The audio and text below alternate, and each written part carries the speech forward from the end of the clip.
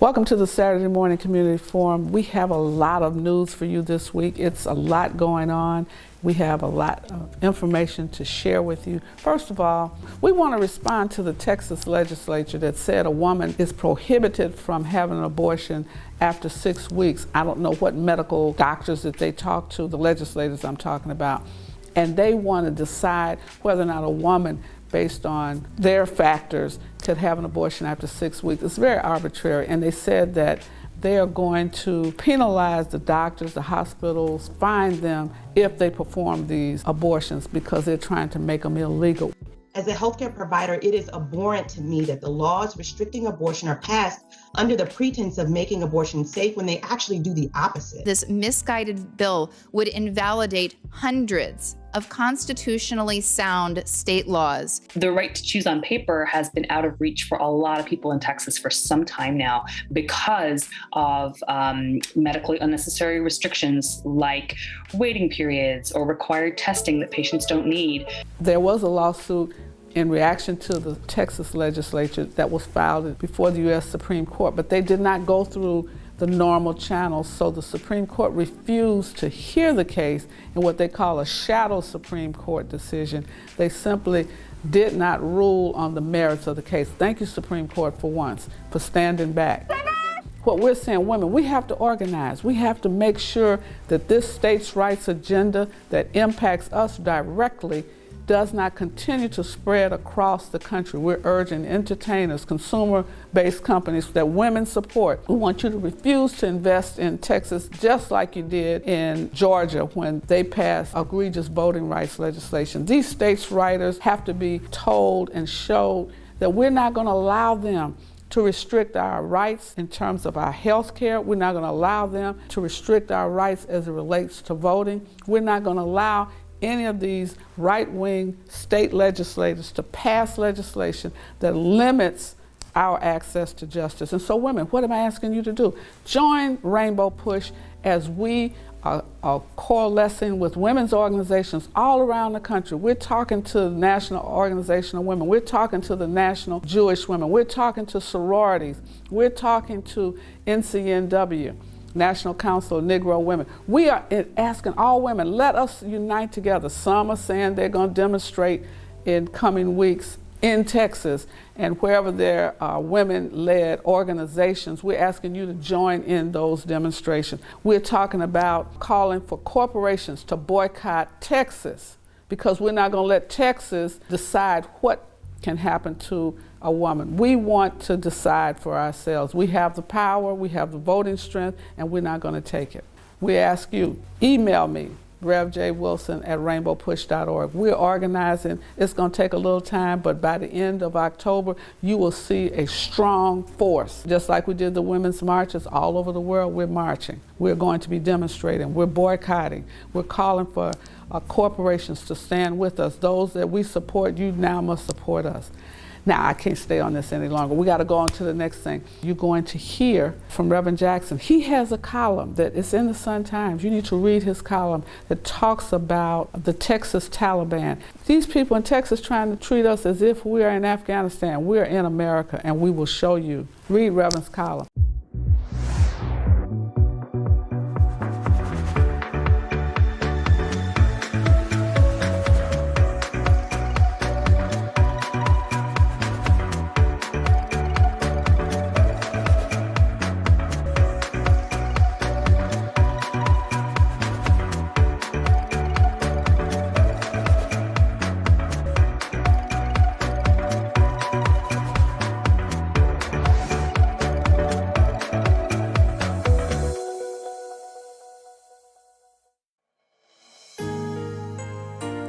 We just adore you, Lord. We thank you. And we know that we're nothing without you, mighty God. We just love you. Like an ocean without water, like a desert without sand. Here's a life without you, Jesus. Here's a life without you. like a day without sunlight, like the night without the moon. Here's a life without you, Jesus. Here's a life without you.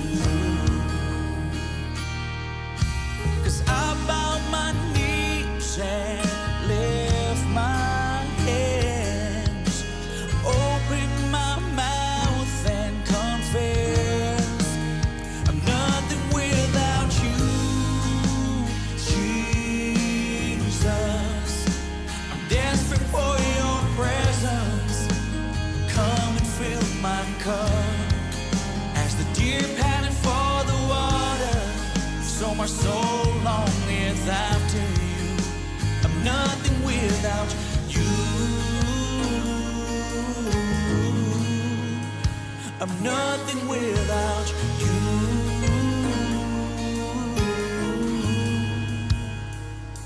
Oh, I open my heart, I open my mind, I open my spirit. Fill me once again. I open my heart, I open my mind, fill me, Lord. Yeah.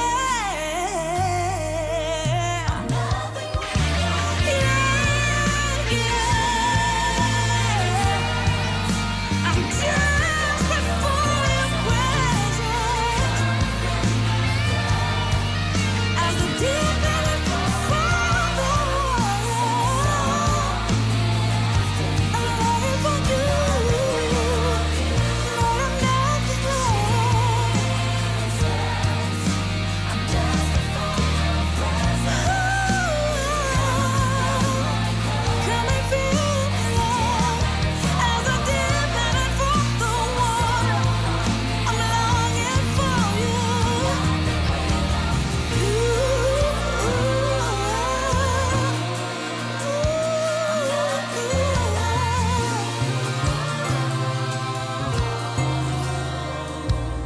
Nothing without you. Yeah.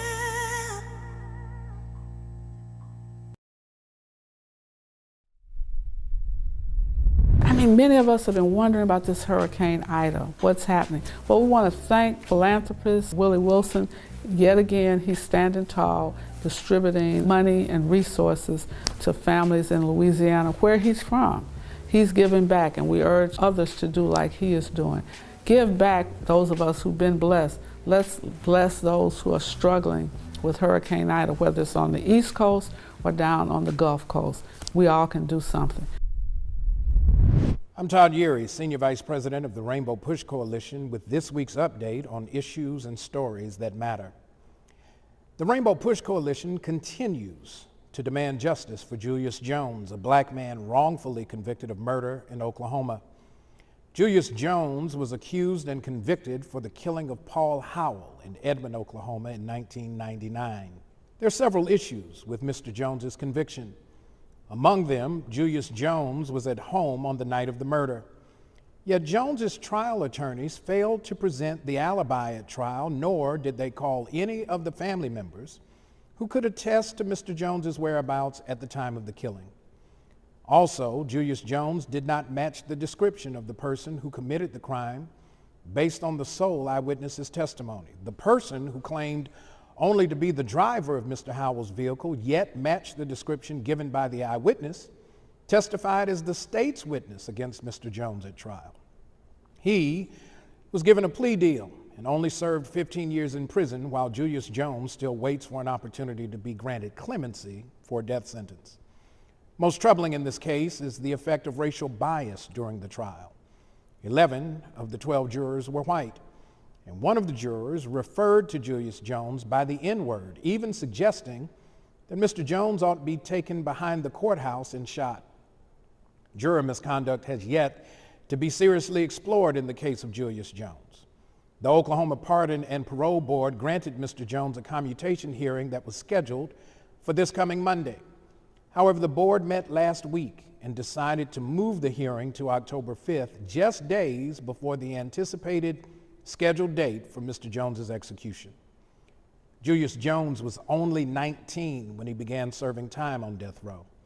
Now 41 years old, Julius Jones has spent more than half of his life in prison, awaiting execution for a crime he did not commit. Reverend Jackson and the Rainbow Push Coalition will continue to push for clemency for Julius Jones, and also a new trial to address the deficiencies in Julius's legal representation and juror misconduct that violated his right to a fair trial. Now on to the economy. In the midst of lagging employment numbers, last weekend marked the end of the federal pandemic unemployment assistance program that provided much needed economic support and essential resources for persons who lost jobs or were impacted by the coronavirus pandemic. Intended to ensure that persons facing economic hardship could survive the financial pandemic, the additional federal supplements to unemployment benefits, along with adjustments to the usual requirements to qualify for unemployment benefits, the pandemic unemployment assistance has served as an economic lifeline for millions of workers, families, and their children.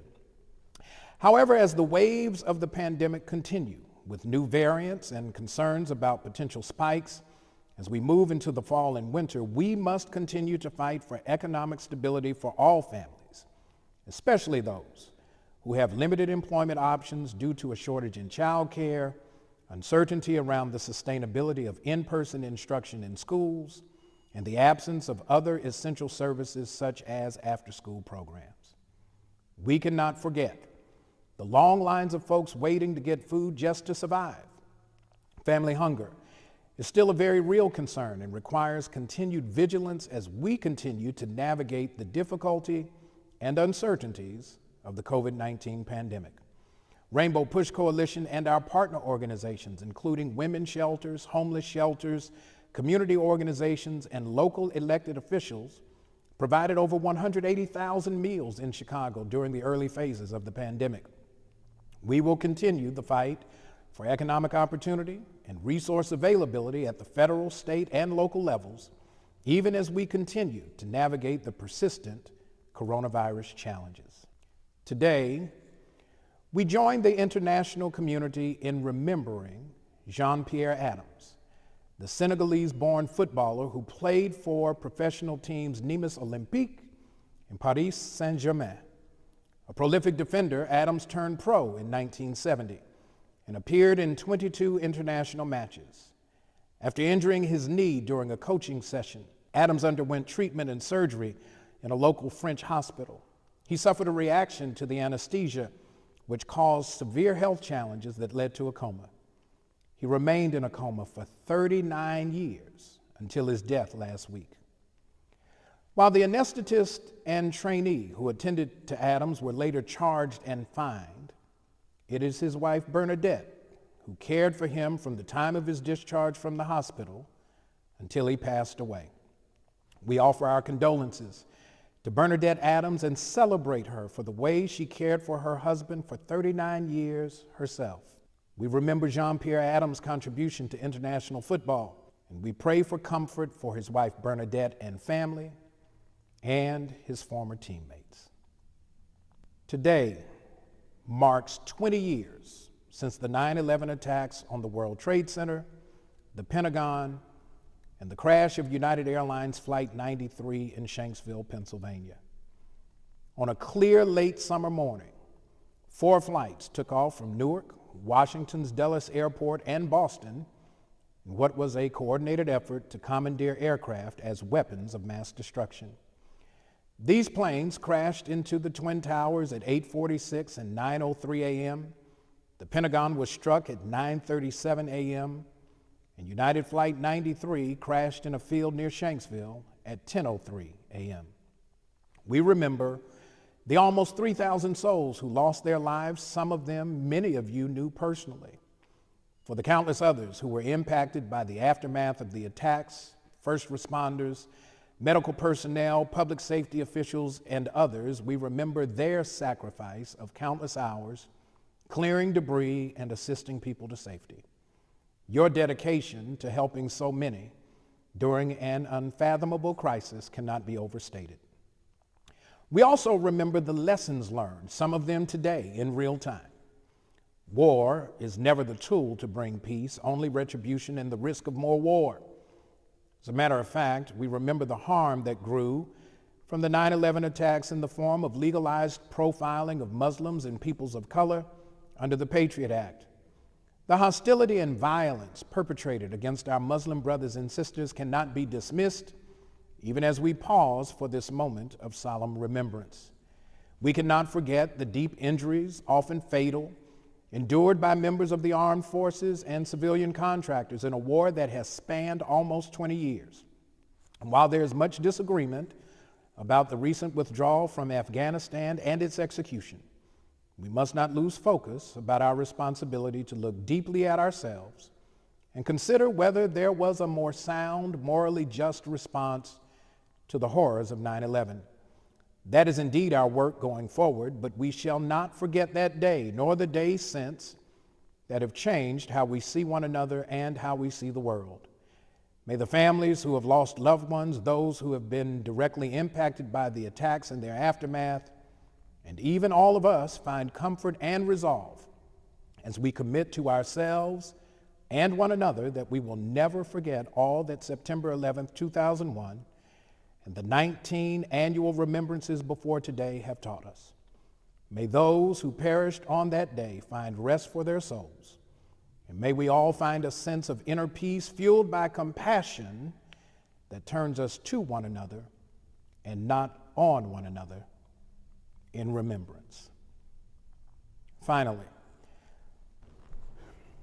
there's only one phrase that appears twice in the United States Constitution. In the 5th and 14th Amendments, we find these words: "No person shall be deprived of life, liberty, or property without due process of law."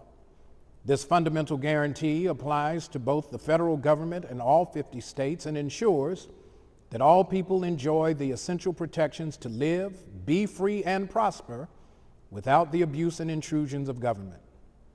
This segment of the Saturday Morning Forum we now call Due Process, and it will continue to focus on the issues that affect the people's right to life, liberty, and property. We will continue to highlight issues of injustice in the courts, indifference and apathy in the legislature, and the actions by the people to make righteous demands for freedom, justice, and equality.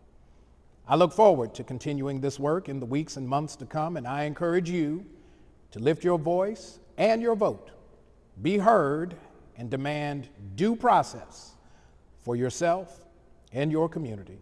And as always, remember to keep hope alive. Hey guys, this is Maria Pappas, the Cook County Treasurer, and we've had 1,000,003 people already this month come to this website, which is cookcountytreasure.com. You're going to get to this site, okay, and we've got it on a bigger brochure for you. This is exactly what the website looks like. You're going to get to this purple box, and you're simply going to do one thing. You can do this from your iPhone, you can do it from your iPad, you can do it from your home phone. And if you can't figure out how to work any of those three things, you can have anyone do it for you. And we make it very simple. All you have to do is put in your home address. Punch here, and there'll be a place where you can put in your home address, and a picture of the property will show up. You will scroll down a little bit, and you will see, once you scroll down, a couple of things. First, a picture of the property. You know you're in the right place. And then, whether or not, going back 20 years on any piece of property in Cook County, whether or not you've overpaid. If you have, like maybe 2 mortgage companies paid, or you paid and your mortgage company paid, the computer will tell you, and you punch apply now, and we'll get your money back within 4 to 6 weeks. You must have been the owner of the property at the time. You're going to scroll down just a little bit more, and you're going to see some boxes. Homeowner's exemption. It means you've lived in the house for more than a year. Senior exemption means you're 65 and over. And senior freeze means you're over 65 and you make under $65,000 a year. You can claim each of these for 4 years. So let me give you an example. You bought a house 5 years ago. You can be any age. You're entitled to a homeowner's exemption every year. That's each year you're entitled to $500 off your tax bill. If you haven't gotten it and you don't see it on your current bill and you don't see it on the computer, you can apply online to get that money back as a homeowner who lives in that house. Same principle applies to a senior exemption. If you're 65 and over, going back 4 years, you can get $500 a year off your bill. And senior freeze, 65 and over, and making under $65,000 a year, you and whomever you're living with in your house, you can get a senior citizen freeze, and that also is $500 a year off for the last 4 years. So if you're a homeowner, a senior, and a senior freeze eligible person, and you didn't get any of that for 4 years, you could get up to $6,000 off, and you can get it online. There are lots of other things that you can do on cookcountytreasurer.com. If you look at this, you can see that we have a section called the Pappas Studies. It's this little blue box. We did a 20-year study. We did a study showing an analysis by ward. We did a study showing that there are inequities in Black and Latino neighborhoods. We did a voter analysis study. So if you don't have anything to do, you want to get to this little blue box and look at our studies. We can show you how your property went up over the last 20 years. If you want, you can also change your address online. If you're a snowbird and you're headed someplace else this winter, you can sign up to get your bill online.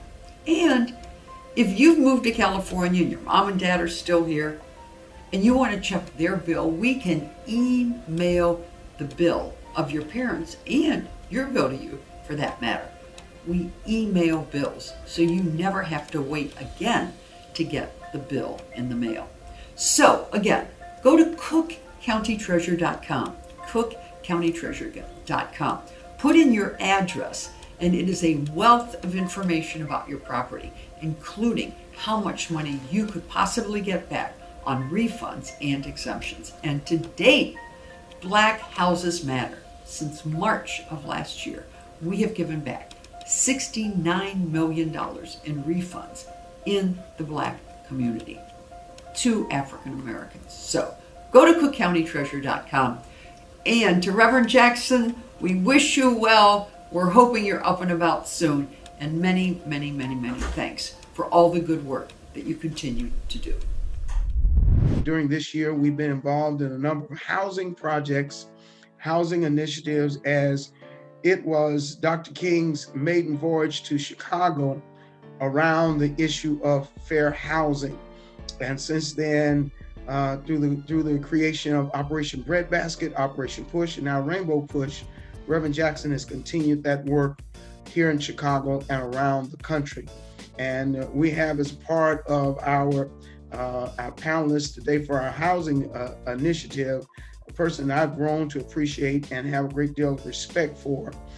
His name is Jim Cunningham, and he is the Midwest Deputy Regional Administrator for HUD here in the Midwest. Welcome, Jim Cunningham.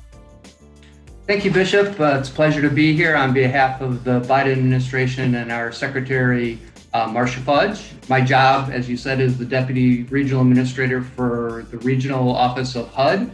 We cover 6 states, Illinois, Wisconsin, Minnesota, Indiana, Ohio, and Michigan. And I am responsible for the delivery of HUD programs throughout the 6-state region. I oversee 6 other field offices, including the Chicago Regional Office. So I have staff in each of those offices, and we make sure that we provide housing assistance and deliver HUD programs for the great people of the Midwest. Well, I want to start there because a lot of people do not know exactly what HUD does and what the functionality of HUD As a former public housing resident myself, as a child, and then as I've matriculated through our work at the Rainbow Push Coalition, there are so many different perspectives and perceptions about HUD. And I guess a lot of people don't know what HUD does until they need HUD. Similar to the work we do with Reverend Jackson, they don't know us until they need us. Tell us a bit of what the functionality of HUD is, and what are some of the programs that you oversee that people just don't know unless they need them. Great. Yeah. So we do a lot at HUD. The simplest thing I think that we do, that I always say, that we're a funder and a regulator, right? So we provide a lot of funding for both housing and community development programs. You mentioned public housing. So we are responsible for providing primarily capital funds and operating funds to public housing agencies. In Illinois, for example, there's 117 housing authorities throughout the state that we provide that money to, so that they provide housing, either through traditional public housing, which what we've known that it doesn't necessarily exist anymore. The Cabrini homes, Robert Taylor homes, you think of those, but they also do housing choice vouchers, which allows folks to rent on the private market. Our other big program is actually on the private side, where we've been engaged at Concordia Place. They're privately owned, and we provide a Section 8, we call it a housing assistance payment contract. So we have a business agreement with these private owners to make sure that they provide decent, safe, and sanitary housing, and that in all of our rental programs, residents pay 30% of their income for rent. So those are the big kind of housing provider programs. We also work with state and local governments. We provide grants through the Community Development Block Grant Program. It allows from a wide range of services to communities, whether it's public services or public infrastructure. We also run the Home Affordable Housing Program. We work with homeless providers to provide housing assistance for those experiencing homelessness, whether it's through emergency shelters, but primarily we try to get them into permanent supportive housing through the Housing First model. The other program you mentioned, Reverend King's Fight for Fair Housing, we enforce the Fair Housing Act. That's one of our primary functions.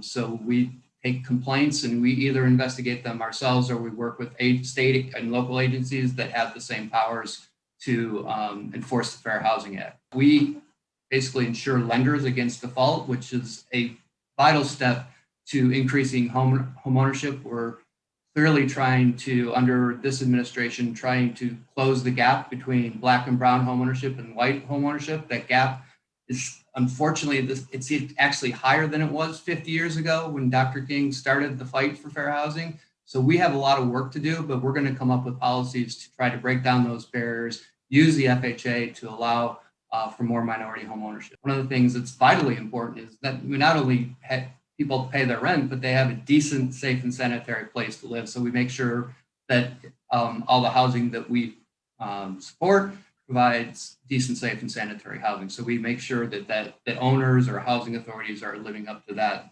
commitment because of our funding. Well, one of the things that's interesting is Secretary Fudge seems to have her finger on the pulse of trying to empower persons to become first-time homeowners. And it appears that she's been able to secure dollars through some of the various bills to fund that. Can you talk a little bit about that? Because I think that where people miss it is the generational dynamic, the cycle dynamic of public housing, where you have 2 or 3 generations that cycle through public housing and seemingly never get out of it. And it seems as though through the Biden administration, there is an attempt to reset and give individuals a real chance at first-time home ownership in a way that has not existed before. And the benefit of that is it affords communities to grow in an exponential way. home ownership speaks for itself. It creates a tax base.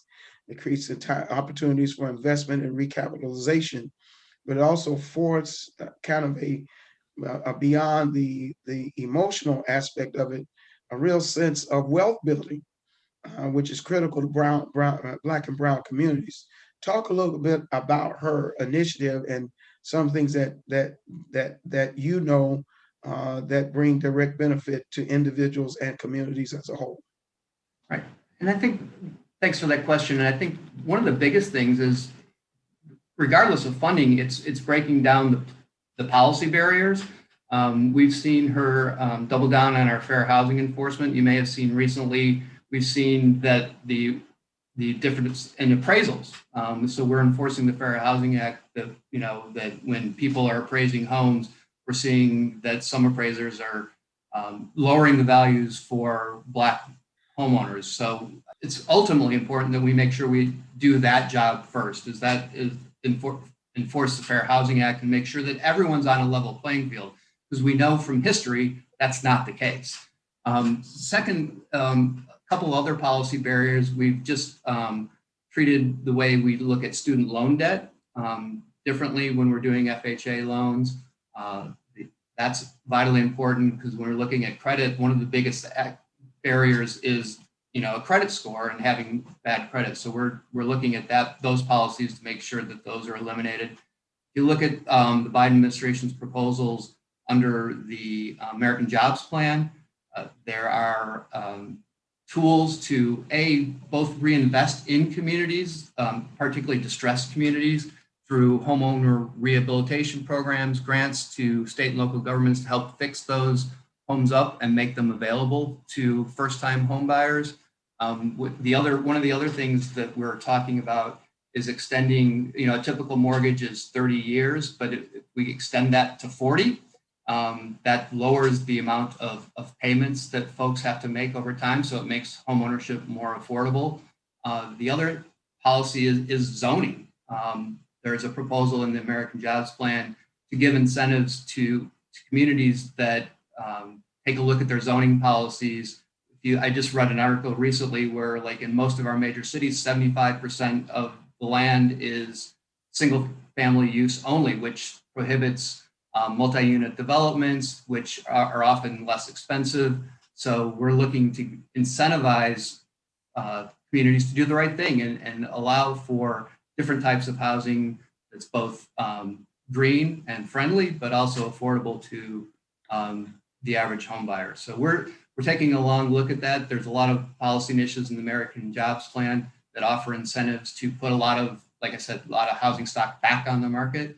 So I think it's vitally important, and we're looking at ways to do down payment assistance through either the home program.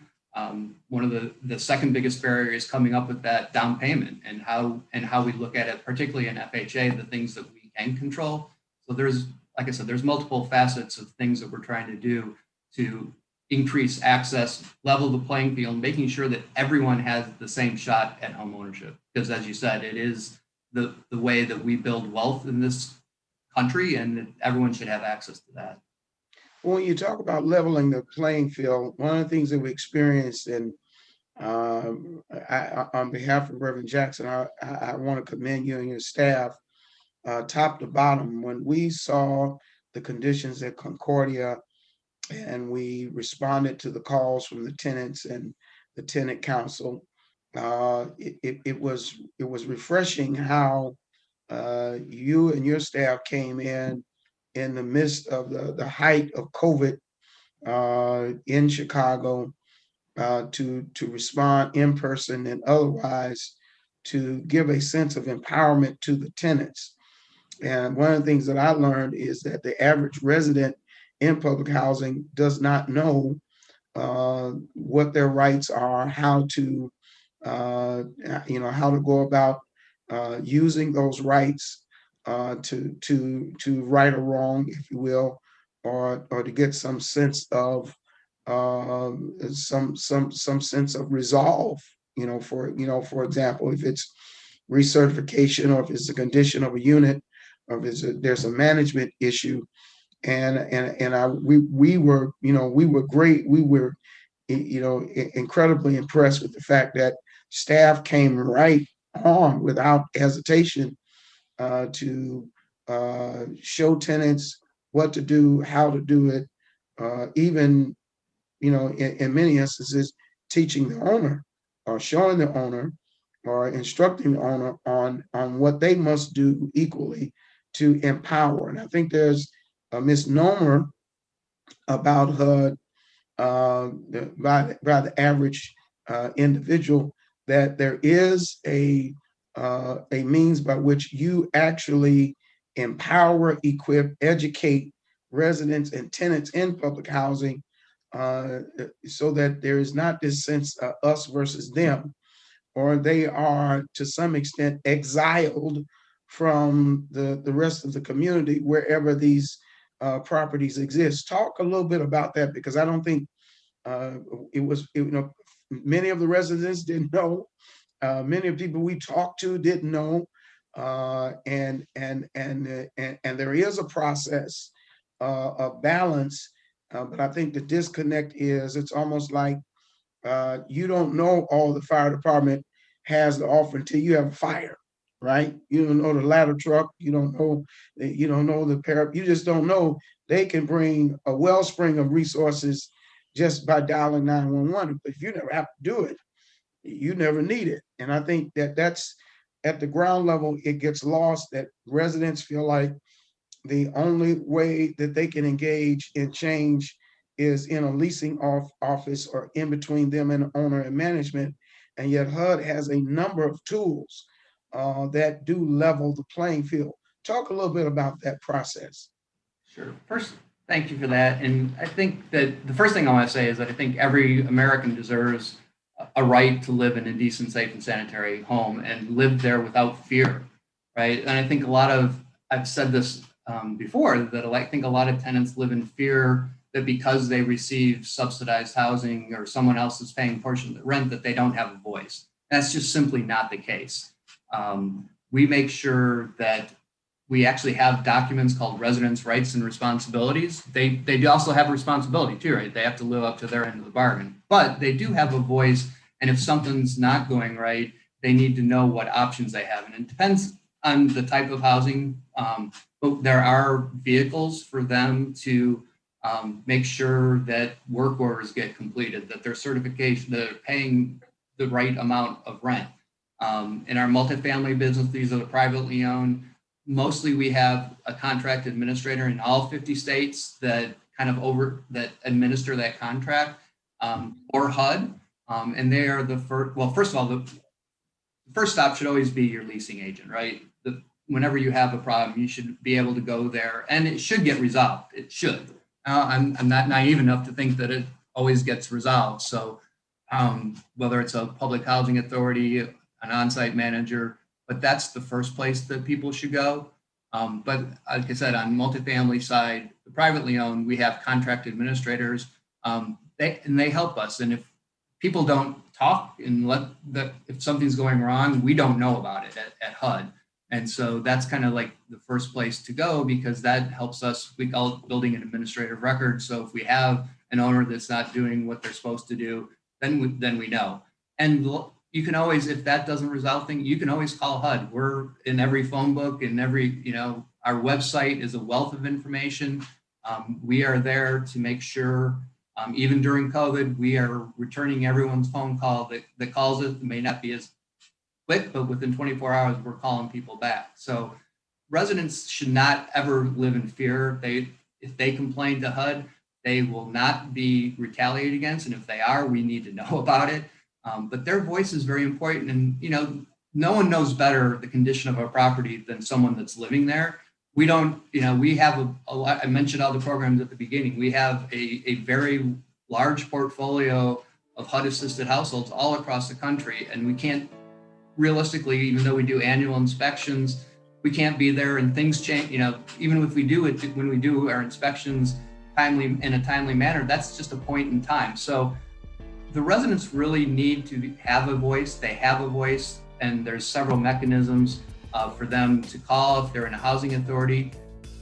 these are public bodies. They have a board of commissioners. They have annual, monthly meetings of the board. So there's ways to have your voices heard. And I think everyone, I've said this at the first meeting we had at Concordia, everyone deserves the right to live with dignity and respect. And that's being respected when you have a problem and trying to get that problem addressed. It is so very, very important that on this subject matter, that if you have a family member that lives in public housing, in a senior building, they're receiving any type of federal subsidy or federal dollars, it becomes important that you become engaged, involved, and educated in this.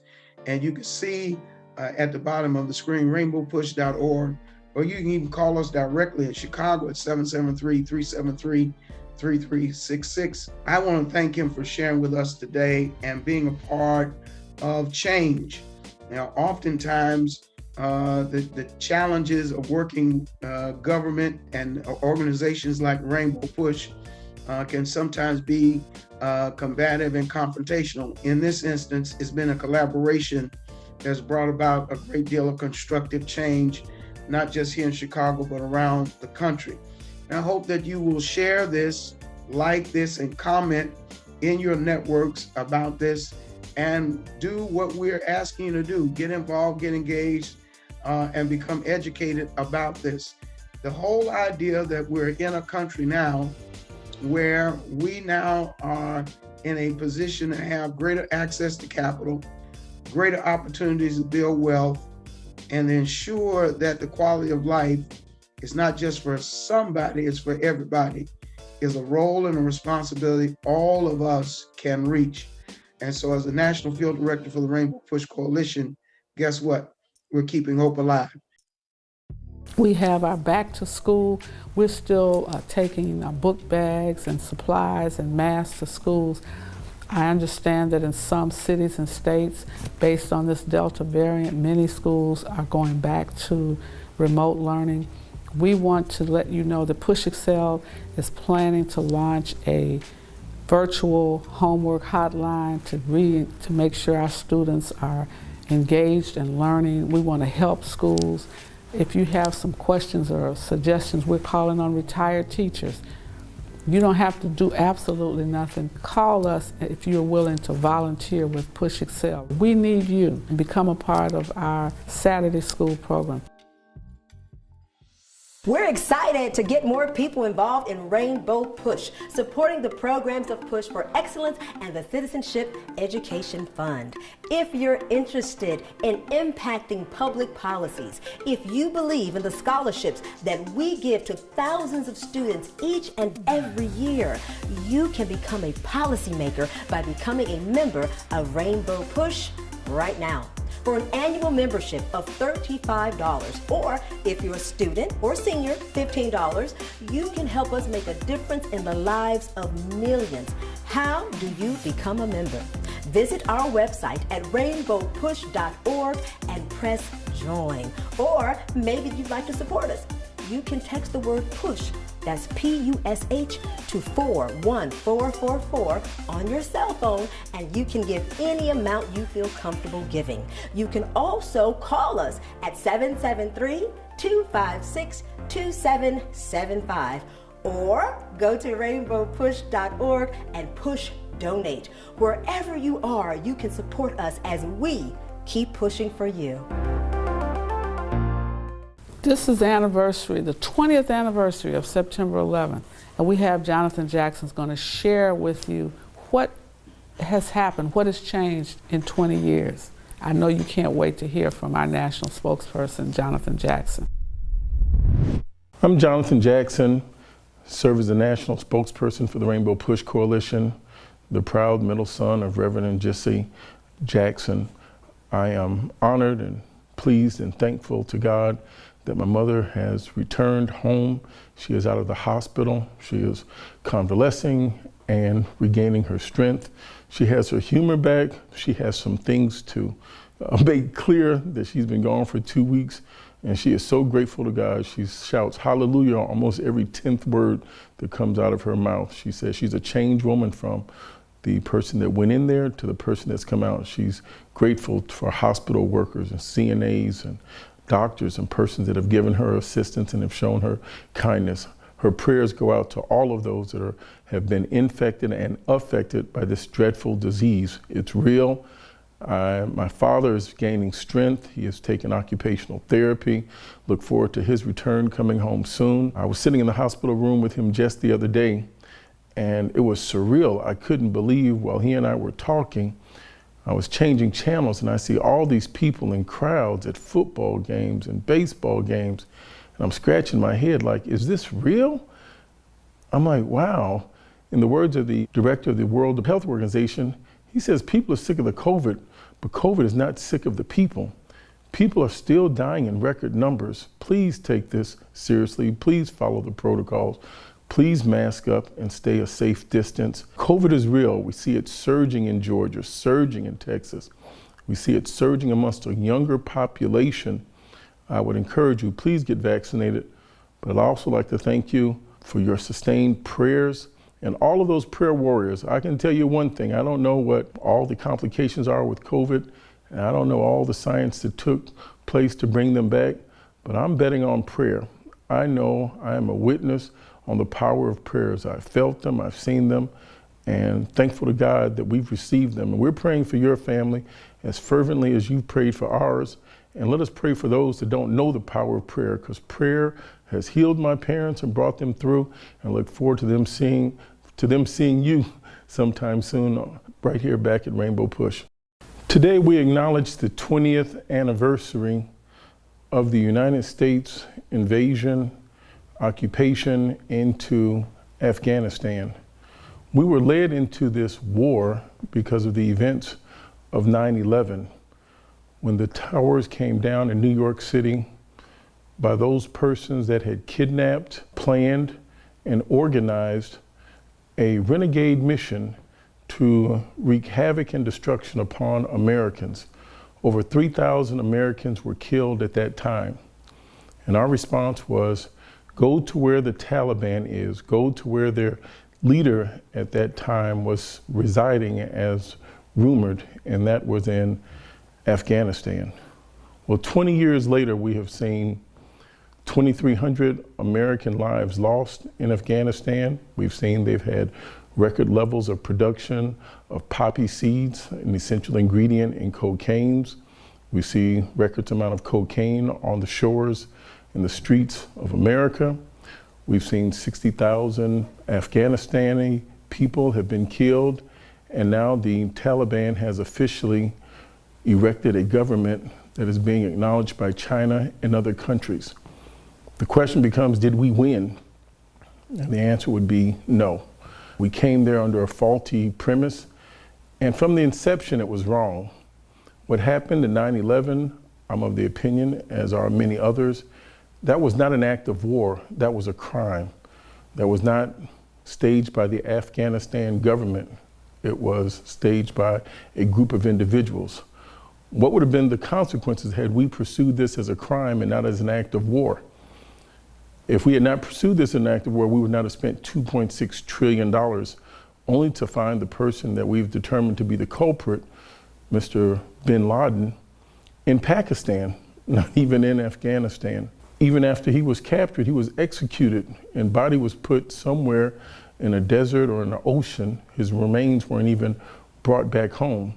But if this were treated as a crime, we would have had a more thorough investigation. We would have called people in for witnesses.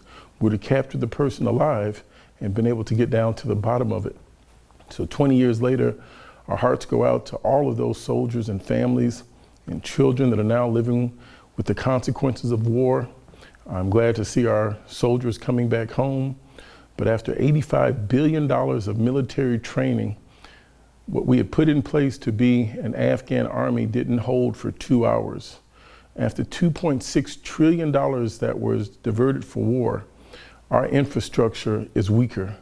After having gone into Afghanistan in 2001 under the pretense of war, the Bush administration created the Department of Homeland Security in the United States and made it a cabinet level position.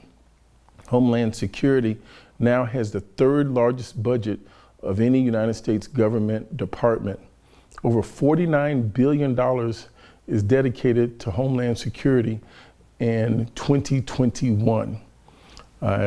Average that out over 20 years, we're back at almost another $1 trillion for our internal defense. We should follow the scriptures and studying war no more. We should beat our plowshares into pruning hooks. War is costly, war is disastrous, and we are right back to where we started. We went into Iraq in 2003 under the words and counsel of then Secretary of State, Mr. Colin Powell. He too was given faulty information, just like General Lloyd Austin of the Biden administration when he had counseled President Biden to pull out of Afghanistan.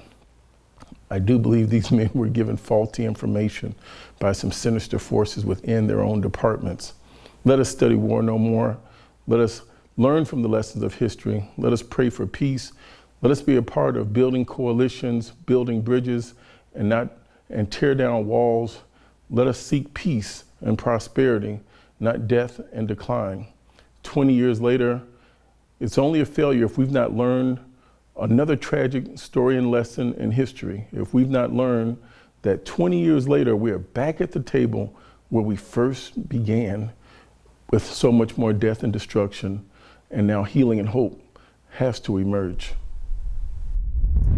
We're dedicating this broadcast to those survivors of September 11th, and we ask that you pray for those families that survived it, and those first responders that went and handled and tried to rescue people on September 11th, 20 years ago. They are still dealing with conditions from inhaling the dust and the fires. So we thank you for watching. Reverend Jackson would have you know that it's time for you to re-register, rejoin, get your new membership card for PUSH. Pushing for you is what we do absolutely best, and now's the time for you to reconnect. Push Excel's goal is to inspire students to strive for excellence in education in spite of personal, family, and community challenges that they might experience. How do we do this? By advocating for educational policies that guarantee equal funding for all students without regard to race or economic standing. By engaging parents, students, and teachers in pursuing high-quality education and striving for educational excellence at every level. And by forging partnerships with community-based and public sector stakeholders in education. Now, Push Excel is a national model program with the purpose of connecting principals, parents, popular personalities, and students in a bond, and to support students at every level on the educational ladder. Now, we want you to become a member of the Rainbow Push Coalition and Push Excel. Your annual membership can help us to change policies that impact students, colleges, and universities all around the country. So step up and sign up today. Membership is only $35, and if you're a student or a senior, $15. Just go to our website, rainbowpush.org, and push join to become a member, or push donate to support the Push Excel program. You can also text the word Push Excel, that's PUSHEXCEL, to 41444 on your cell phone, and you can give us any amount that you feel comfortable giving, or call us at 773-256-2775. Wherever you are, you can support us as we keep pushing for you. And remember to keep hope alive.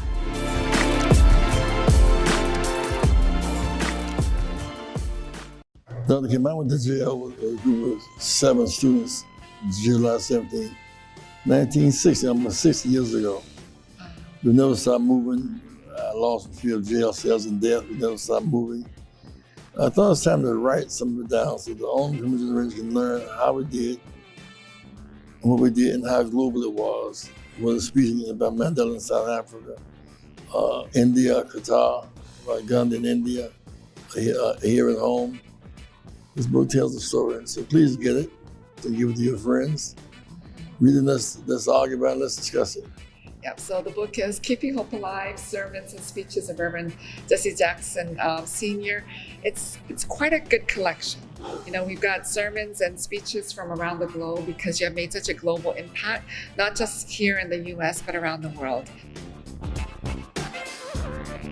Thank you for tuning in to our International Saturday morning broadcast. We need your support. Here are ways to give to Rainbow Push Coalition.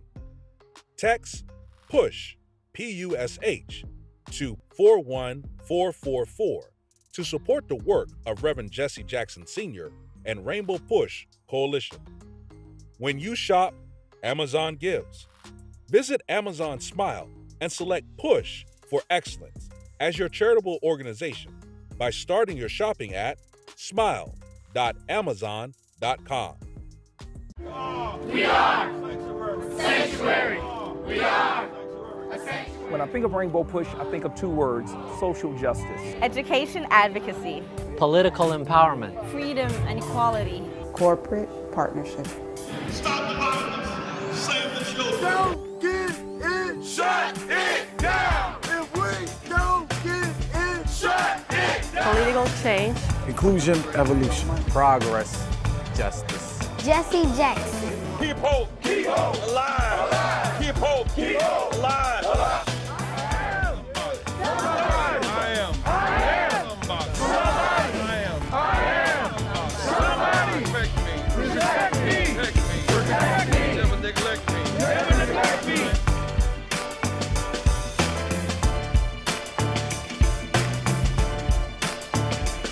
We want to be bridges to end these cultural gaps.